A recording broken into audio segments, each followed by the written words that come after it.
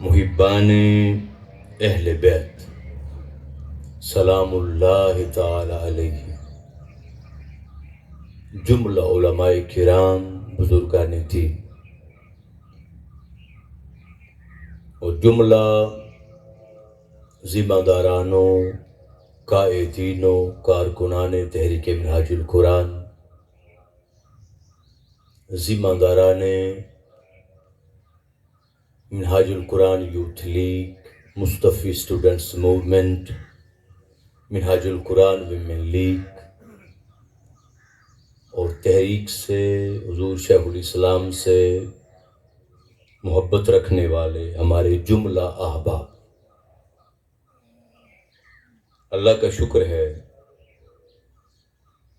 کہ جس نے 2 سال کے کووڈ-19 کے وقفے کے بعد پھر سے قرآنی تعلیمات کی طرف رجوع کرنے، قرآنی تعلیمات کو سننے، ان کو سمجھنے اور حلقہ قرآن میں جمع ہونے کی توفیق عطا فرمائی۔ اللہ کا کرم ہے، اس کا بے پایاں لطف و احسان ہے کہ آج اس وقت تحریک منہاج القرآن کے زیر اہتمام 45 سے زیادہ مختلف شہروں میں دروس عرفان القرآن کا سلسلہ جاری ہے اور بڑے ذوق کے ساتھ، بڑے شوق کے ساتھ، قرآن پاک کے ساتھ محبت کا اظہار پاکستان بھر میں کیا جا رہا ہے۔ دعا ہے کہ اللہ پاک ہمیں قرآنی تعلیمات کو سمجھ کر عمل کرنے اور عمل کرنے کے بعد قرآنی تعلیمات کو اسوہ حسینی کی سنت پر اور اسوہ حسینی پر عمل کرتے ہوئے معاشرے میں نافذ کرنے اور پھیلانے کی توفیق عطا فرمائے۔ آج کے انتہائی شاندار پروگرام کے انعقاد پر میں تحریک منہاج القرآن اور اس کے جملہ فورمز کو مبارکباد پیش کرتا ہوں، جس نے جس حوالے سے بھی حصہ ڈالا، شریک ہوئے، محنت کی، دعوتیں دیں، دن رات ایک کیا اور پھر وہی قرآنی پیغام کا سلسلہ عام کرنے کے لیے کاوش کی، جد و جہد کی۔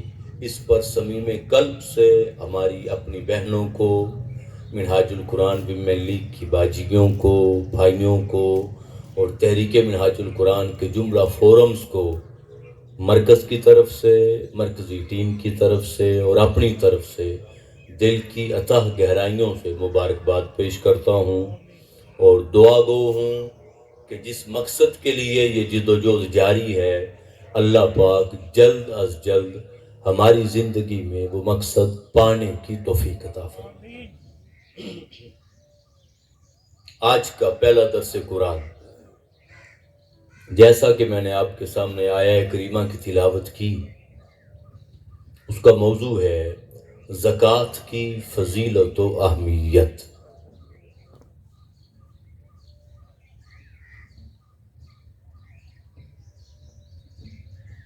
آج کے اس درس قرآن کے انعقاد پر پوری ضلعی ٹیم کو اور اپنے بھائی محترم المقام محترم محمد وسیم ہمایوں صاحب کو، جو کہ ضلعی صدر ہیں تحریک منہاج القرآن منڈی بہاؤالدین کے، اور محترم المقام واجب الاحترام محترم سیف اللہ تارڑ صاحب کو، جو کہ تحصیلی پریزیڈنٹ ہیں تحریک منہاج القرآن منڈی بہاؤالدین کے، اور سب کو مبارکباد پیش کرتا ہوں۔ آج کا ہمارا پہلا موضوع، ہر روز موضوع مختلف ہوگا، اسکالر مختلف ہوں گے اور آپ سنتے رہتے ہیں اور انشاءاللہ سنیں گے اور دیکھیں گے کہ جو بھی حضور شیخ الاسلام پروفیسر ڈاکٹر محمد طاہر القادری کی بارگاہ سے فیض یافتہ حضور شیخ الاسلام کے شاگرد آئیں گے، آپ دیکھیں گے کہ ہر ایک کی الگ خوشبو ہو۔ ایک تو وقت پہ تشریف لائیں، نماز کے فوری بعد تشریف لائیں تاکہ وقت پہ گفتگو کا آغاز ہو اور وقت پہ ختم ہو۔ جو آیہ کریمہ کا کچھ حصہ میں نے آپ کے سامنے تلاوت کیا، اس میں اللہ پاک نے ارشاد فرمایا وَأَقِیمُوا الصَّلَاةَ، اے لوگو نماز کو قائم کرو، وَآتُوا الزَّکَاۃَ، اور زکوٰۃ کو ادا کرو۔ نماز کو قائم کرو اور زکوٰۃ کو ادا کرو۔ ارکان اسلام میں پہلا رکن شہادت توحید و رسالت ہے۔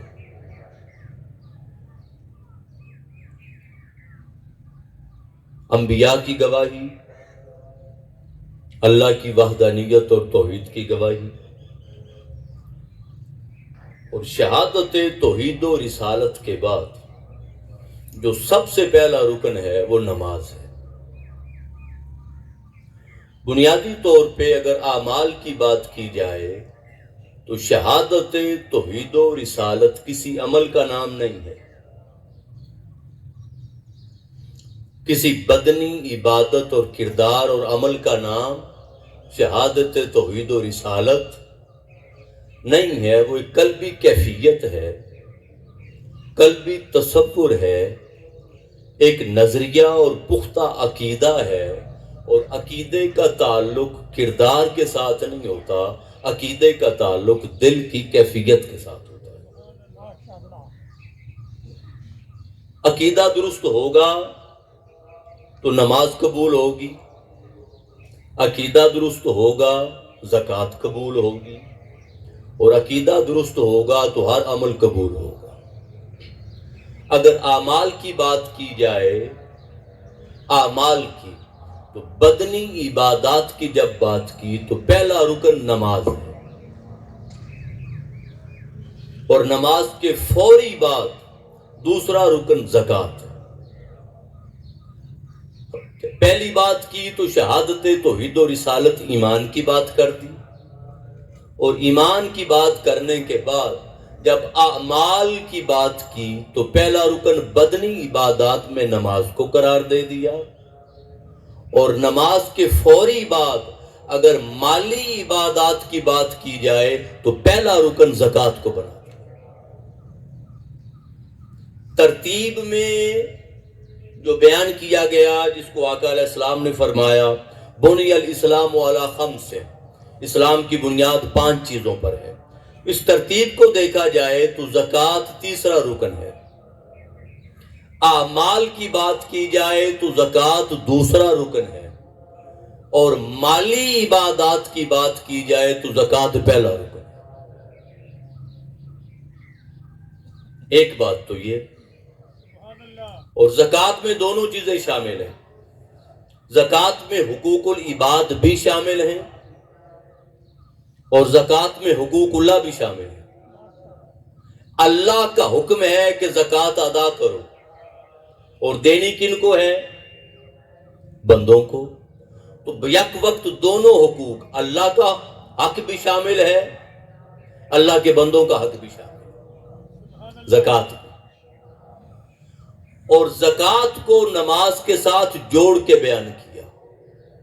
آپ قرآن پاک کا اگر مطالعہ فرمائیں تو بے شمار مقامات ایسے ہیں جہاں زکوٰۃ کو نماز کے ساتھ جوڑ کے بیان کیا، اور زکوٰۃ کو اللہ پاک نے نماز سے جدا نہیں کیا۔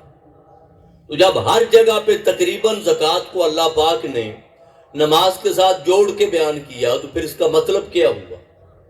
مطلب یہ ہوا کہ اگر زکوٰۃ ادا نہ کی جائے تو نماز اللہ کی بارگاہ میں قبول نہیں ہوتی۔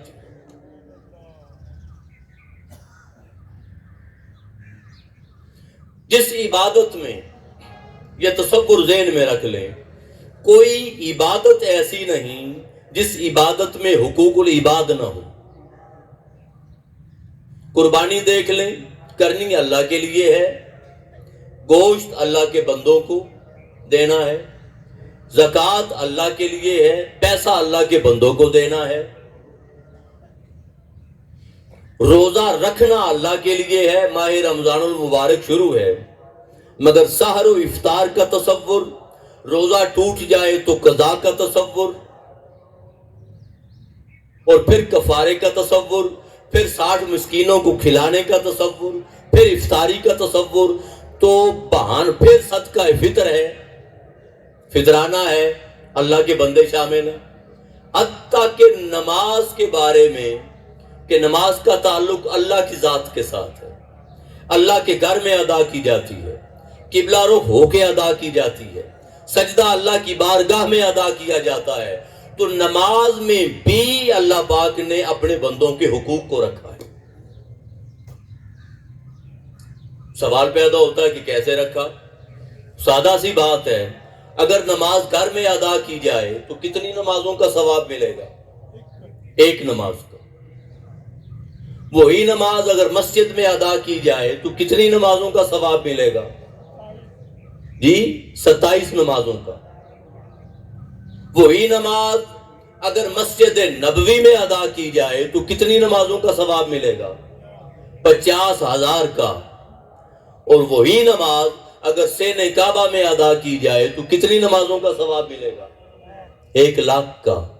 سوال یہ ہے، نماز بھی وہی تھی، پڑھنے والا بھی وہی تھا، کعبہ بھی وہی تھا، قرآن بھی وہی تھا، وقت بھی وہی تھا، نماز کی رکعتیں بھی وہی تھیں، قرات و تلاوت بھی وہی تھی، خدا رب اللہ قبول کرنے والا بھی وہی تھا، گھر میں بھی وہی خدا، سین کعبہ میں بھی وہی خدا، مسجد نبوی میں بھی وہی خدا، مسجد میں بھی وہی خدا، وہی کتاب، وہی تلاوت، وہی قرآن، مگر کیا وجہ ہے کہ پڑھی ایک ہی ہے مگر ثواب کبھی 27 ہے، کبھی 50,000 ہے اور کبھی 1,00,000 ہے؟ کیا وجہ ہے؟ گھر میں پڑھی تو بندہ اکیلا تھا، مسجد میں آیا تو 4 نمازی ادھر ہو گئے، 4 ادھر ہو گئے، جب نماز مکمل کی تو اس صف میں جتنے لوگ تھے سب کو نماز مکمل کرنے سے پہلے جب اس نے سلامتی کی دعا دی کہ السلام علیکم ورحمت اللہ، تو نماز میں سب کو سلامتی کی دعا میں اپنے ساتھ شریک کیا، باقی لوگ جو ادھر تھے ان کو سلامتی کی دعا میں اپنے ساتھ شریک کیا، تو جو لوگوں کی تعداد بڑھتی چلی گئی اور حقوق العباد اور سلامتی کی دعا میں اللہ کے بندے شامل ہوتے چلے گئے، نماز تو ایک ہی تھی مگر اضافہ ثواب کو بڑھتا چلا گیا۔ نماز ایک ہی تھی 27 ہو گئی، نماز ایک ہی تھی 50,000 کا ثواب ہو گیا، نماز ایک ہی تھی وہی ثواب 1,00,000 پہ چلا گیا۔ مطلب کہنے کا مقصد یہ ہے عزیزان محترم کہ جس عبادت میں حقوق العباد شامل نہ ہوں وہ اللہ کی بارگاہ میں قبول نہیں ہوتی۔ علامہ اقبال رحمت اللہ تعالی علیہ نے کہا تھا کہ درد دل کے واسطے پیدا کیا انسان کو، ورنہ طاعت کے لیے کچھ کم نہ تھے کرو گے، عبادت کے لیے، اطاعت کے لیے، سجدے کے لیے، رکوع کے لیے، سجود کے لیے، قیام کے لیے، طواف کے لیے، فرما برداری کے لیے فرشتے کم نہیں تھے۔ انسان کو پیدا کیا درد دل کے واسطے، ایک دوسرے کے ساتھ شریک ہونے کے لیے۔ لہذا جو بنیادی تصور ہے وہ یہ کہ اللہ پاک نے زکوٰۃ کو نماز کے ساتھ جوڑ کے بیان کیا۔ مطلب یہ کہ اے بندے، اگر میرے بندوں کے حقوق کا خیال نہ رہا تو میں اپنا حق بھی جو تم رسمی سجدہ کرتے ہو وہ بھی قبول نہیں کروں گا۔ اب زکوٰۃ میں اب اسی طرح آپ اگر سورہ الماؤن کی طرف چلے جائیں تو فرمایا ارأیت الذی یکذب بالدین، محبوب کہ آپ نے دیکھا اس شخص کو جو دین کو جھٹلاتا ہے، دین کا انکار کرتا ہے۔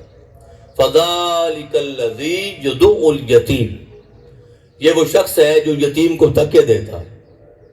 ولا یحض علی طعام المسکین، اور مسکین کو کھانا کھلانے کی ترغیب نہیں دیتا۔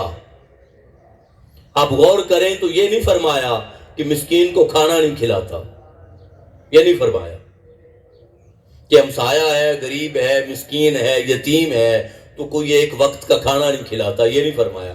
فرمایا کھانا کھلانے پہ معاشرے کو ابھارتا نہیں، موٹیویشن کا کام نہیں کرتا، ترغیب کا کام نہیں کرتا، اور موٹیویشن دے کر ایک افرادی قوت پیدا کر کے غریب کے حق میں نظام کو چینج کرنے کی جد و جہد نہیں کرتا۔ فرمایا وَلَا يَحُضُّ عَلَىٰ طَعَامِ الْمِسْكِينِ، مسکین کو کھانا کھلانے کی ترغیب نہیں دیتا۔ جب یہ بات کر لی ایک ہی جملہ آگے فرمایا فَوَيْلٌ لِّلْمُصَلِّينَ، ایسے نمازیوں کے لیے تباہی ہے۔ نمازی ہیں مگر تباہی ہے، نماز پڑھ کر بھی تباہی ہے۔ تو مولا پڑھتے تو ہیں، تو فرمایا الذین ہم عن صلاتہم ساہون، فرمایا یہ اپنی نمازوں کی روح سے نا واقف ہیں، غافل ہیں۔ تو مولا پڑھتے ہیں تو پھر جب ادا کرتے ہیں تو نمازی تو ہیں، فرمایا ہاں الذین ہم یراؤن، یہ فقط دکھلاوا کرنے والے، یہ ریاکاری کرنے والے ہیں۔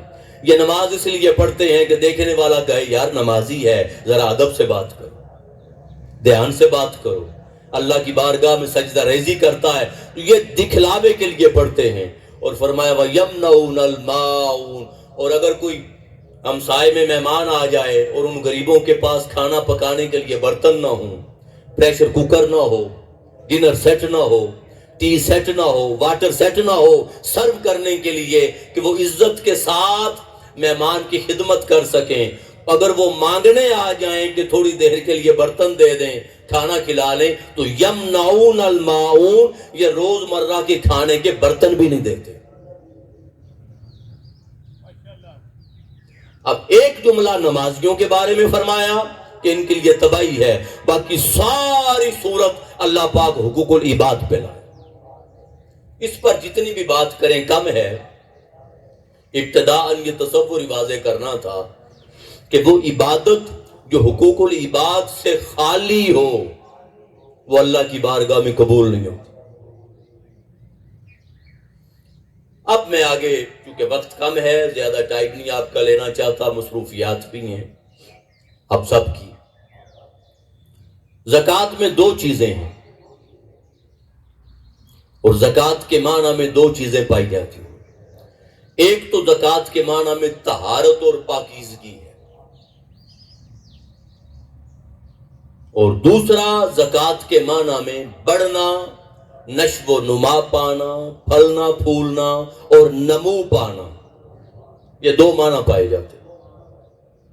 ایکو ہے تھوڑی کم کریں، ڈبلنگ کی، اچھا بیک ہو رہی ہے، ٹھیک۔ یہ دو معنی پائے جاتے ہیں، ایک طہارت اور پاکیزگی، اور ایک بڑھنا، پھلنا پھولنا۔ اس کو قرآن پاک میں اللہ پاک نے فرمایا کہ محبوب خود من اموالہم صدقۃ۔ اب زکوٰۃ کے لیے تین لفظ استعمال ہوتے ہیں، صدقہ بھی استعمال ہوتا ہے، جیسے فرمایا انما الصدقات للفقراء والمساکین، جو مصارف زکوٰۃ بتائے۔ زکوٰۃ کے لیے لفظ زکوٰۃ بھی استعمال ہوتا ہے، اور زکوٰۃ کے لیے انفاق کا لفظ بھی استعمال ہوتا ہے۔ یہ تین لفظ استعمال ہوتے ہیں۔ یہاں جو آیا ہے مبارکہ میں اللہ پاک نے حضور کو حکم دیا وہ صدقہ بمعنی زکوٰۃ ہے، صدقات واجبہ۔ فرمایا محبوب خود من اموالہم صدقۃ، محبوب ان سے زکوٰۃ وصول کیجئے، ان سے زکوٰۃ لیجئے، تطہرہم وتزکیہم بہا، اور زکوٰۃ لے کر ان کو پاک بھی کیجئے اور ان کے مال میں اضافہ بھی کیجئے۔ ایک ہی آیا مبارکہ میں دونوں معنی ہے، تطہرہم وتزکیہم بہا، فرمایا ان کو پاک بھی کیجئے اور ان کے مال میں اضافہ بھی کیجئے، اور آگے فرمایا وصلی علیہم، اور محبوب ان کے لیے دعا بھی کر دیجئے، ان کے لیے لب بھی ہلا دیجئے، دعا بھی کر دیجئے۔ ان صلاتک سکن لہم، آپ کی زبان سے نکلے ہوئے الفاظ ان کے لیے سکون قلب کا باعث ہیں، کہ مصطفیٰ کی زبان سے نکل گئے، اب کوئی دعا رد نہیں ہو سکتی۔ وسیلہ مصطفیٰ آ گیا، واسطہ مصطفیٰ آ گیا، لہذا جب آقا علیہ السلام نے ہمارے لیے اللہ کی بارگاہ میں عرض کر دی اور دعا کر دی تو ہمارے حق میں اب دعا رد نہیں ہو سکتی۔ تو فرمایا محبوب ان سے آپ صدقات لیجیے۔ اب سب سے پہلی بات تو فرمایا تطہرہم، ان کو پاک کیجیے، دینا ہے مال، دینا ہے مال، اور فرمایا مال دے کر مال نے تو پاک ہونا ہی ہے، مگر مال کے ذریعے مال دینے والے کو پاک کیجیے، تو مال بھی پاک ہوگا، زکوٰۃ دینے والا بھی پاک ہوگا۔ اور فرمایا وَتُزَكِّيهِمْ بِهَا، اور ان کے مال میں برکت ڈالیے، اضافہ کیجیے، اور دینے والے کی نیکیوں میں اضافہ کیجیے۔ یہ نہیں فرمایا کہ تُطَهِّرُ أَمْوَالَهُمْ، محبوب ان سے زکوٰۃ لیں اور ان کے مال کو پاک کریں، یہ نہیں فرمایا۔ اور یہ بھی نہیں فرمایا وَتُزَكِّي أَمْوَالَهُمْ بِهَا، کہ زکوٰۃ کے ذریعے ان کے مال کو پاک کیجیے، نہیں، فرمایا تُطَهِّرُهُمْ وَتُزَكِّيهِمْ بِهَا، مال لے کر زکوٰۃ لے کر ان کو پاک کیجیے اور ان کے اعمال میں اور ان کے مال میں اضافہ کیجیے۔ اس میں برکت کا معنی پایا جاتا ہے۔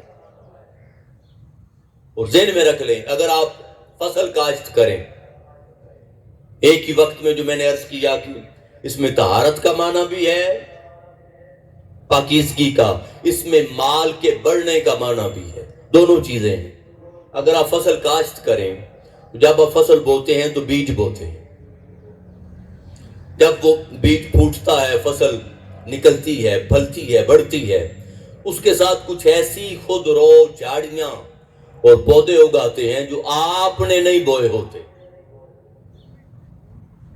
جو آپ نے، ہم نے نہیں بوئے ہوتے، خود بخود خود رو پودے نکل آتے ہیں، کنڈیاری، بکھڑا، اور وہ زمین کی طاقت کو تقسیم کرتے ہیں اور پھل پر اور فصل پر مرتکز نہیں ہونے دیتے۔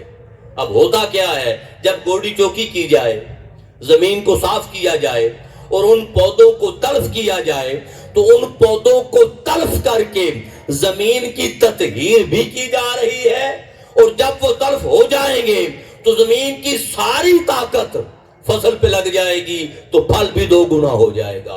تو اس میں طہارت بھی ہے، اس میں پھل کا بڑھنا اور پھلنا اور پھولنا بھی ہے، دونوں چیزیں۔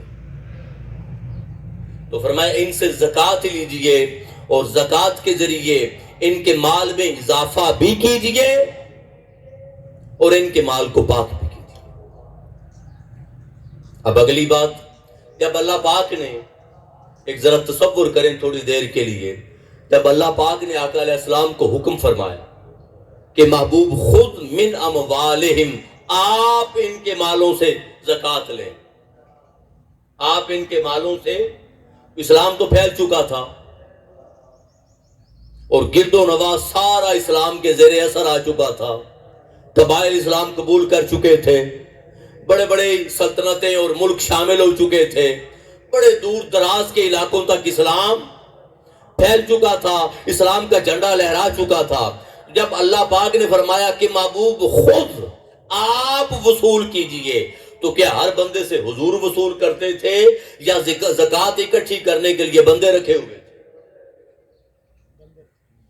زکوٰۃ جمع کرنے کے لیے، اکٹھی کرنے کے لیے عاملین زکوٰۃ رکھے ہوں گے یا نہیں؟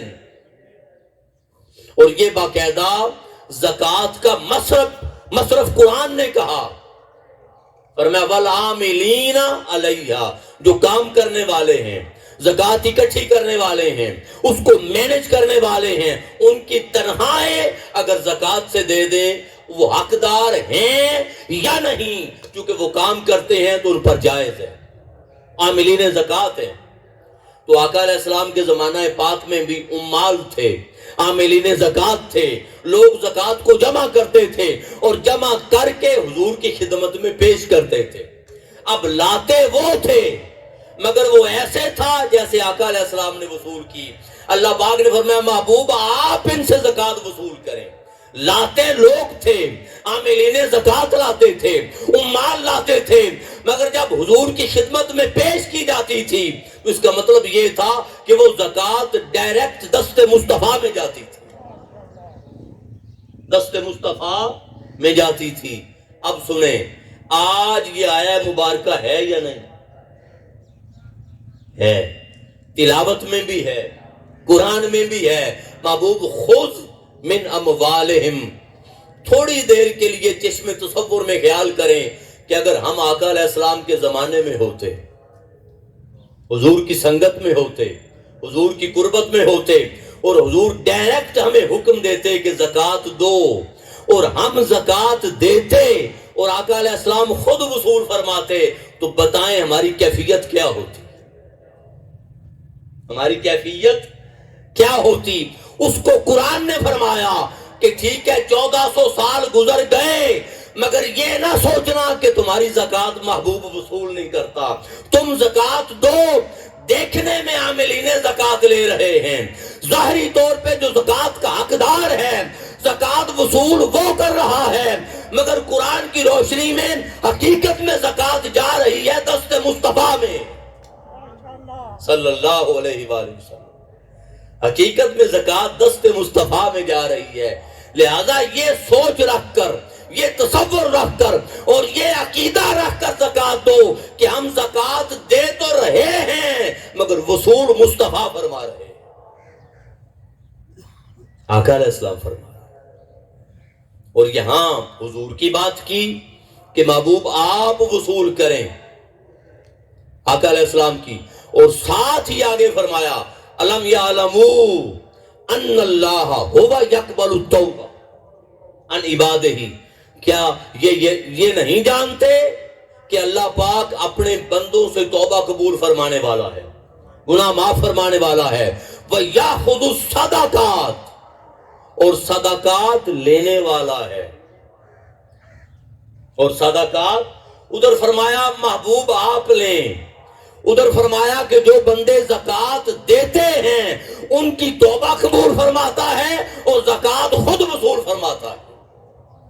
ادھر دست مصطفیٰ میں ہوتی ہے، ادھر دست خدا میں ہوتی ہے۔ یہ زکوٰۃ کی اہمیت ہے، زکوٰۃ کی۔ اور آقا علیہ السلام نے فرمایا، حدیث پاک میں ہے، آقا حضرت ابو ہریرہ رضی اللہ تعالیٰ عنہ سے مروی ہے، صحیح مسلم شریف، آقا علیہ السلام نے فرمایا وَلَا يَقْبَلُ اللَّهُ إِلَّا الطَّيِّبَ، اللہ پاک پاک چیز کو قبول فرماتا ہے، اللہ پاک پاک چیز کو قبول فرماتا ہے۔ إِلَّا أَخَذَهَا الرَّحْمَنُ بِيَمِينِهِ، جب بھی کوئی پاک چیز زکوٰۃ کے طور پہ دیتا ہے اللہ پاک اپنے دائیں ہاتھ سے وصول کرتا ہے۔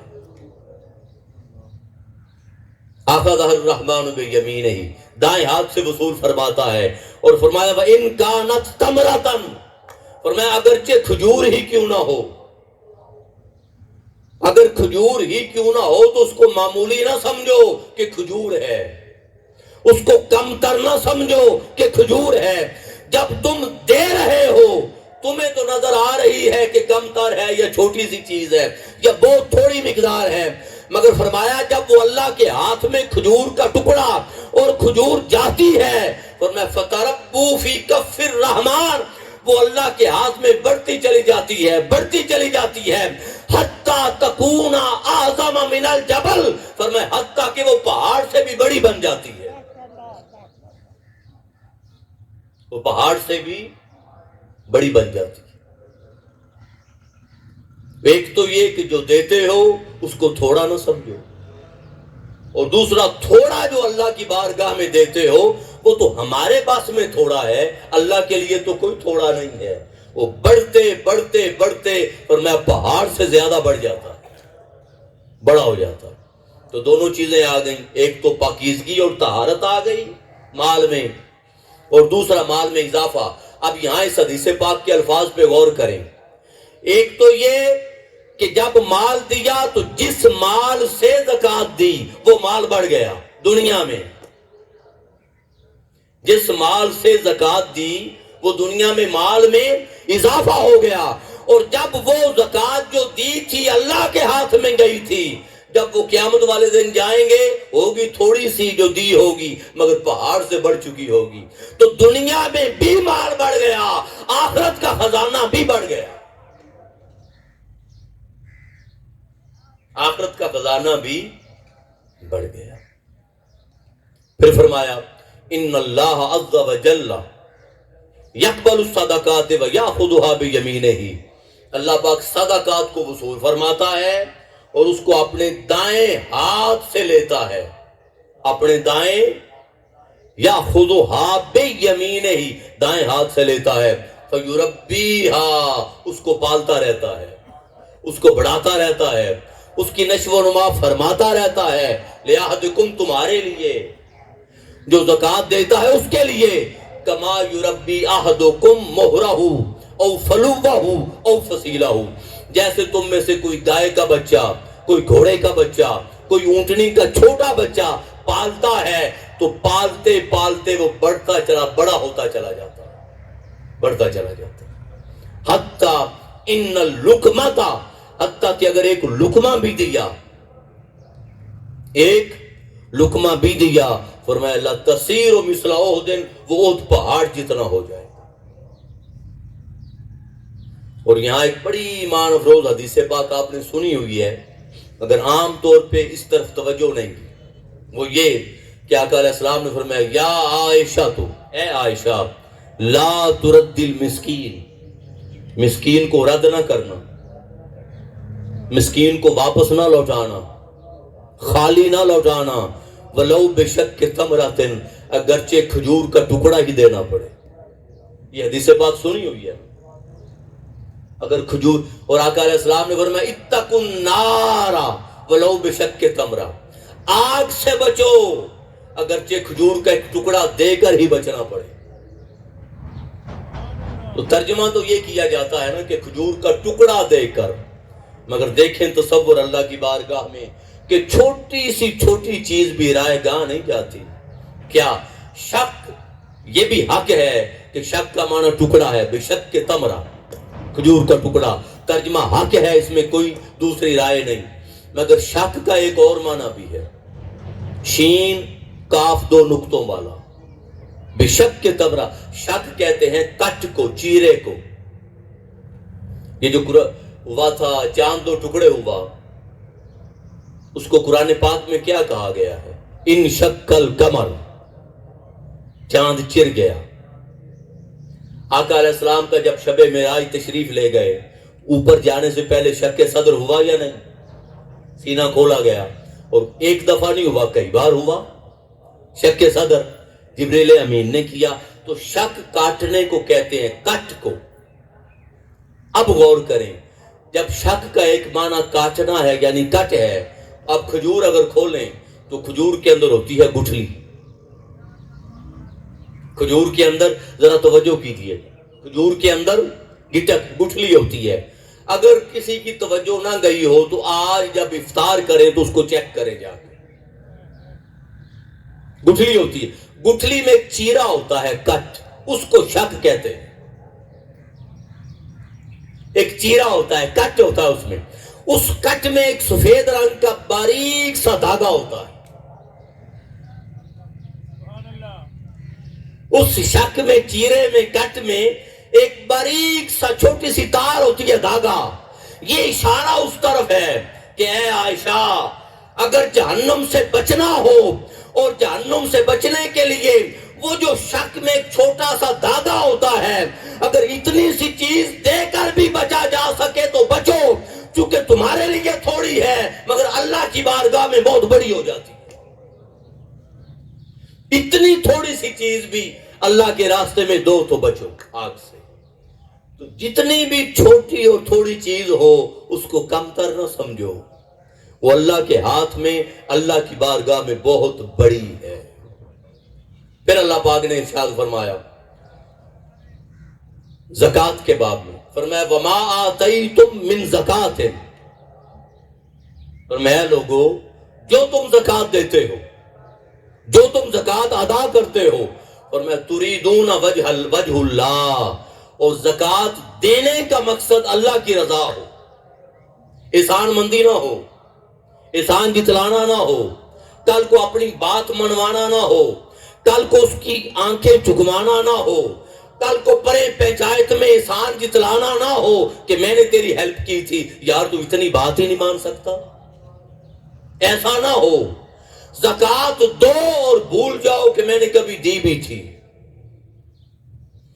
تو فرمایا جو تم اپنے مال میں سے زکوٰۃ ادا کرتے ہو تریدون وجہ اللہ، اللہ کی رضا کے لیے، فرمایا فاولئک هم المضعفون، فرمایا یہی تو وہ لوگ ہیں جو اپنے مال اور اعمال میں اضافہ کرنے والے، ان کا مال بھی بڑھتا رہتا ہے، ان کے اعمال بھی بڑھتے رہتے ہیں، ان کی نیکیاں، ان کا من پاک ہوتا رہتا ہے، نیکیاں بڑھتی رہتی ہیں۔ اسی زکوٰۃ سے یاد رکھ لیں تزکیہ ہے۔ جو میں نے عرض کیا نا کہ اگر زکوٰۃ ادا نہیں کرتے تو نماز قبول نہیں ہے۔ اب دیکھیں فرمایا قد افلح من تزکا، وہ فلاح پا گیا جس نے تزکیہ کیا۔ اب تزکیہ کو چاہے زکوٰۃ کے معنی میں لے لیں چونکہ زکوٰۃ میں بھی طہارت ہے اور تزکیہ ہے، چاہے تزکیہ قلب باطن لے لیں، تصفیہ لے لیں۔ فرمایا قد افلح من تزکا، وہ پاک ہو گیا جس نے زکوٰۃ، اپنے من کی زکوٰۃ ادا کی، اپنے آپ کو پاک کیا، اپنے آپ کو طاہر کیا، اپنے آپ کو اجلا کیا، اپنے آپ کو ستھرا کیا۔ فرمایا قد افلح من تزکا، وہ کامیاب ہو گیا۔ تو پہلے طہارت اور تزکیہ ہے۔ فرمایا جب من صاف ہوا وذکر اسم ربہ، پھر اللہ کا نام لیا، پھر اللہ کا نام لیا۔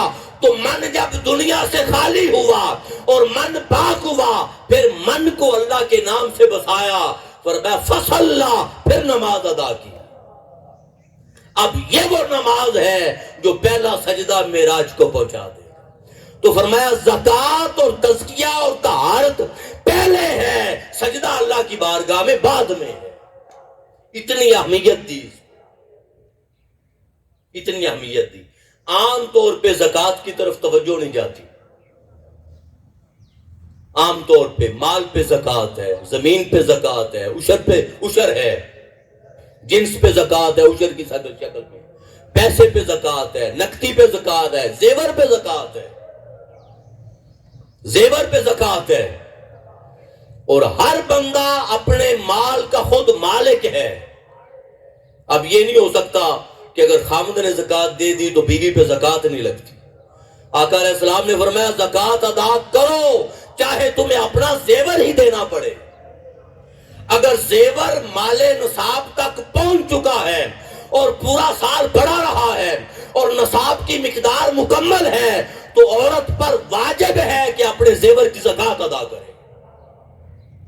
سربراہ اپنی زکوٰۃ یا گھر کی یا اپنی زکوٰۃ ادا کرے گا تو بیوی بری و ذمہ نہیں ہوگی۔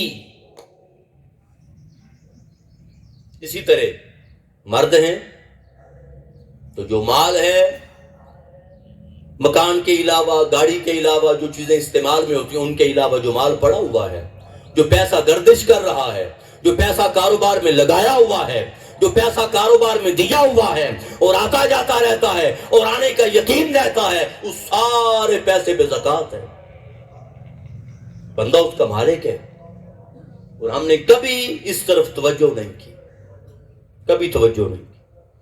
پھر اللہ پاک نے فرمایا ان الذین آمنوا وعملوا الصالحات، اور میں جو لوگ ایمان لائے اور انہوں نے نیک اعمال کیے، انہوں نے نیک اعمال کیے، وَأَقَامُوا الصَّلَاةَ، اور نماز کو قائم کیا، وَآتَوُا الزَّكَاةَ، اور زکوٰۃ کو ادا کیا، نماز کے ساتھ فوری بعد زکوٰۃ ادا کیا، لَهُمْ أَجْرُهُمْ عِنْدَ رَبِّهِمْ، ان کا اجر ان کے رب کے پاس ہے، وَلَا خَوْفٌ عَلَيْهِمْ وَلَا هُمْ يَحْزَنُونَ، ان پر نہ کوئی ڈر ہوگا، نہ غم ہوگا، نہ خوف ہوگا۔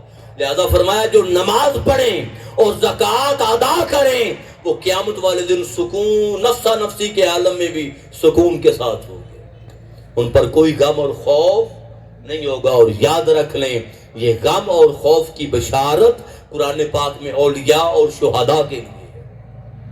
الا ان اولیاء اللہ لا خوف علیہم ولا هم یحزنون، یہ اولیاء کو کہا ہے. فرمایا جو لوگ زکوٰۃ ادا کرتے ہیں اللہ کی بارگاہ میں، فرمایا قیامت والے دن سکون سے اللہ کی بارگاہ میں. پھر فرمایا ان تبدوا الصدقات فنعما ہی، اگر تم اپنے صدقات کو ظاہر کرتے ہو یہ بھی بہتر ہے، تاکہ تمہیں دیکھ کے دوسرا ترغیب پائے اور وہ بھی دینا شروع کر دے، وہ بھی دینا شروع کر دے. وَإِن تُخْفُوهَا، اور اگر چھپا کے دیتے ہو کہ دوسرے کی بے عزتی نہ ہو، تذلیل نہ ہو، تاکیر نہ ہو، شرمساری نہ ہو، نگاہیں نہ جھکیں. اور ایک ہاتھ دے دوسرا لے، مگر دینے اور لینے والے دونوں کو پتہ نہ ہو کہ زکوٰۃ ادا کی گئی ہے. اگر تم چھپا کے دیتے ہو اور تو الفقراء، اور فقراء کو دیتے ہو، فرمایا فَهُوَ خَيْرٌ لَكُمْ، فرمایا یہ تمہارے لیے بہتر ہے. اب یہ ہوگا کیا جب زکوٰۃ دو گے؟ فرمایا یکفر عنکم من سیئاتکم، زکوٰۃ دینا تمہارے گناہوں کو مٹا دے گا. زکوٰۃ دینا تمہارے گناہوں کو مٹا دے گا. واللہ بما تعملون خبیر، فرمایا اللہ جو کچھ تم کرتے ہو اللہ سب جانتا ہے. بس آخری ایک دو باتیں کر کے میں اس کو ختم کر دیتا ہوں. وہ یہ کہ اللہ پاک نے فرمایا لوگو زکوٰۃ دو قبل اس کے کہ تمہاری موت آ جائے، اور پھر زکوٰۃ اور اللہ کی راہ میں مال خرچ کرنے کا موقع نہ ملے. من قبل ان یاتی احدکم الموت، موت آ لے. تو اب چونکہ وقت کم ہے میں زیادہ تفصیل میں نہیں جانا چاہتا. یاد رکھ لیں زکوٰۃ ناگہانی موت کو روکتی ہے، ناگہانی موت کو، اور ناگہانی اچانک موت یہ اچھی موت نہیں ہے. آقا علیہ السلام کے فرامین کے مطابق جس کو موقع نہ دینا ہو توبہ کا، اور جس کو توفیق نہ دینی ہو توبہ کی، اس کو اچانک موت آتی کہ اس طرح موت آئے کہ توبہ کی فکر ہی نہ ہو. ایک بندہ بیمار ہو، علیل ہو، تکلیف میں ہو، پریشانی میں ہو، اور مسلسل کمزور ہوتا جا رہا ہو، بیمار ہو، تکلیف کاٹتا چلا جا، اس کو پتا ہوتا ہے کہ اب میری بیماری شفا میں بدل نہیں رہی، وقت میرا قریب ہے، تو چلو بستر پہ ہی وہ اللہ کی بارگاہ میں کچھ نہ کچھ گڑ گڑاتا ہے، توبہ کرتا ہے، روتا ہے. اس کو اگر کوئی ایسی تکلیف آ جائے، ایسی چوٹ آ جائے کہ اس کے ذہن میں خیال آ جائے کہ موت نہ ہو، وہ اللہ کی بارگاہ کی طرف رجوع کرتا ہے. تو ناگہانی موت توبہ کی توفیق چھین لیتی ہے. تو فرمایا زکوٰۃ ناگہانی موت سے بچاتی ہے. پھر فرمایا جب قیامت والے دن اللہ کی بارگاہ میں پہنچو گے اور زکوٰۃ کا سوال کیا جائے گا اور زکوٰۃ نہیں دی ہوگی، تو فرمایا سوائے پچھتاوے کے کچھ نہیں ہوگا. دوسری بات. اور تیسری بات کہ اگر سزا مل گئی، زکوٰۃ نہیں دی تھی، باقی اعمال تھے، نمازیں پڑھتے تھے، روزے رکھتے تھے، حج ادا کرتے تھے، باقی کام کرتے تھے، زکوٰۃ نہیں دیتے تھے، تو زکوٰۃ نہ دینے پر جب مواخذہ ہوا اور سزا ملی، اور سزا مکمل ہونے کے بعد جب جنت میں جائے گا، مسلمان جنت میں تو جائے گا، تو سزا مکمل ہونے کے بعد جب جنت میں جائے گا تو پھر اپنے آپ کو دیکھے گا اور اس کا مقام دیکھے گا جو دنیا میں زکوٰۃ دیا کرتا تھا.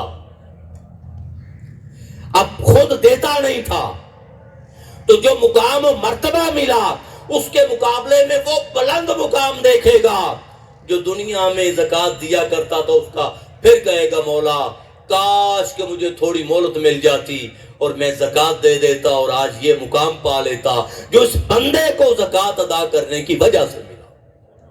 اس لیے فرمایا موت آنے سے پہلے زکوٰۃ دے لو، پھر سوائے پچھتاوے کے کچھ نہیں ہوگا، سوائے پچھتاوے کے کچھ نہیں ہوگا. اور آخری بات اور پیغام وہ یہ کہ آقا علیہ السلام نے فرمایا لوگوں قیامت کا دن ہوگا، اور قیامت کے دن انسان پر ایک سانپ مسلط کیا جائے گا، اس کے 2 سینگ ہوں گے، اژدہا ہوگا، وہ انسان کی گردن کو لپیٹ لے گا اور گردن کو لپیٹ کے اس کو دبوچے گا. گنجا سانپ ہوگا، اس کو دبوچے گا اور ٹائٹ کر کے دبوچ کے اسے کہے گا انا مالوں کا وانا کنزوں کا، میں وہ تیرا مال ہوں اور میں وہ تیرا خزانہ ہوں جو تو دنیا میں جمع کیا کرتا تھا، جو تو دنیا میں جمع کیا کرتا تھا۔ لہذا عزیزان محترم، وقت ہے، مال ذہن میں رکھ لے، کبھی اللہ کی راہ میں خرچ کرنے سے کم نہیں ہوتا۔ فرمایا ان تقرضوا اللہ قرضا حسنا فیضاعفہ لکم، اگر تم اللہ کو قرض حسنا دو گے اللہ تمہیں 2 گنا کر کے، کئی گنا کر کے لوٹا دے گا۔ مال کبھی اللہ کی راہ میں دیا ہوا کم نہیں ہوتا۔ فرمایا من ذا الذی یقرض اللہ قرضا حسنا، کون ہے جو اللہ کو قرض حسنا دے؟ فیضاعفہ لہ اضعافا کثیرا، اللہ اس کو کئی گنا زیادہ کر کے واپس لوٹا دے گا۔ اللہ اپنے وعدے کی خلاف نہیں کرتا۔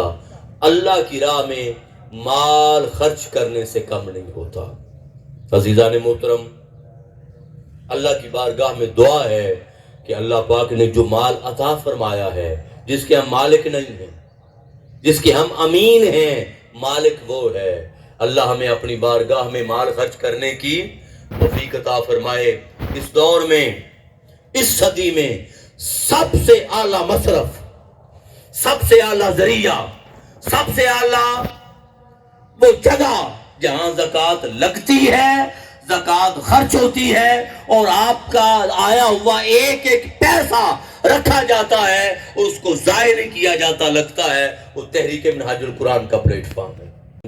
غریب بچیوں کی، کمزور بچیوں کی، کبھی ویلفیئر کا کام، کبھی سیلاب پر آفات میں ویلفیئر کا کام، کبھی زلزلہ آ رہا ہے تو وہاں ان کو مکان بنا کے دینے کا کام۔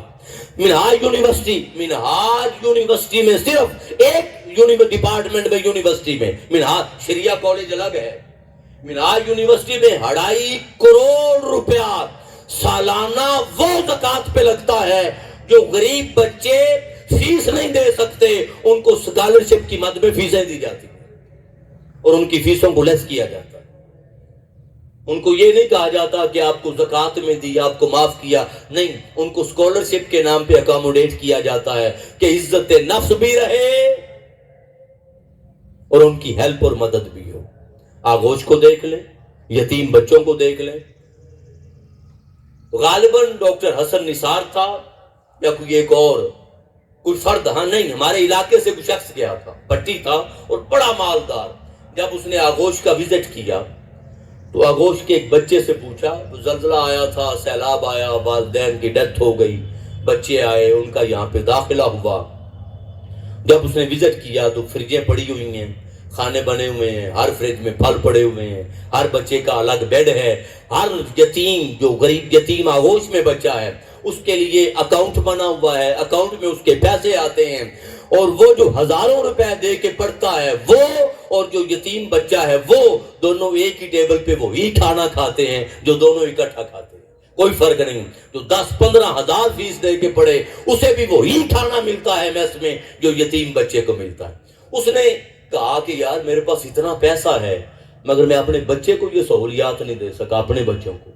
ایک یتیم بچے کو بلایا، یہ ڈائریکٹ ہمارا ذاتی واقعہ ہے۔ یتیم بچے کو بلایا اور کہنے لگا بیٹا آپ کے باپ کا کیا نام ہے؟ اس نے کہا میرے باپ کا نام طاہر القادری ہے۔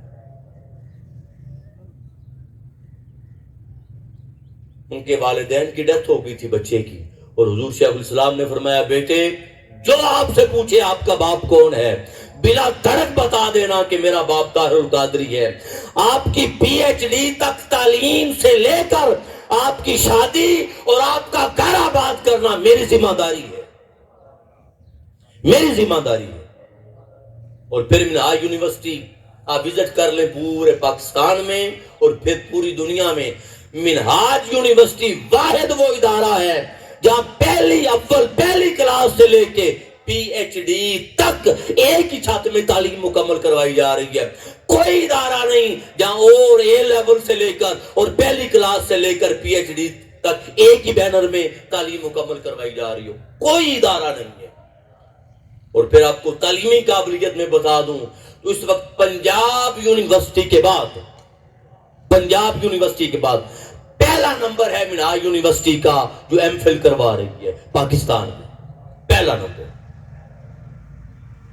کہنے کا مطلب یہ کہ اگر ایک تعلیمی نظام ہے، شریعہ کالج ہے، ڈسیبلز کی کفالت ہے، جو دنیا سے چلے گئے ان کی ماہانہ کفالت ہے، جن کے پاس مکان نہیں ان کو مکان دینے کی کفالت ہے، کروڑوں روپے ماہانہ کے حساب سے تحریک منہاج القرآن اور منہاج ویلفیئر فاؤنڈیشن ان غرباء پہ لگا رہی ہے۔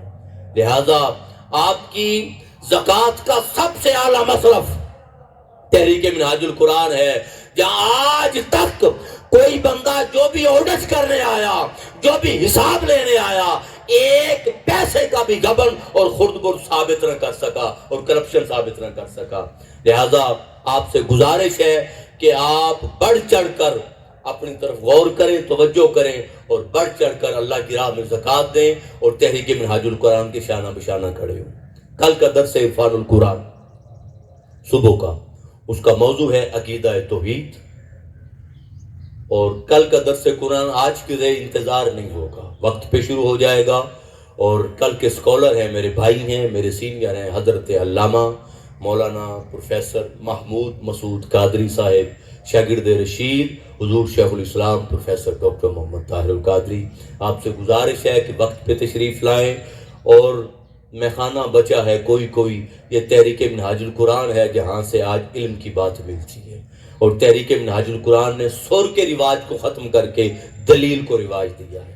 لہذا آئیں اور قرآنی تعلیمات کو معاشرے میں پھیلانے کے لیے منہاج القرآن کا ساتھ دیں۔ والسلام علیکم ورحمۃ اللہ وبرکاتہ۔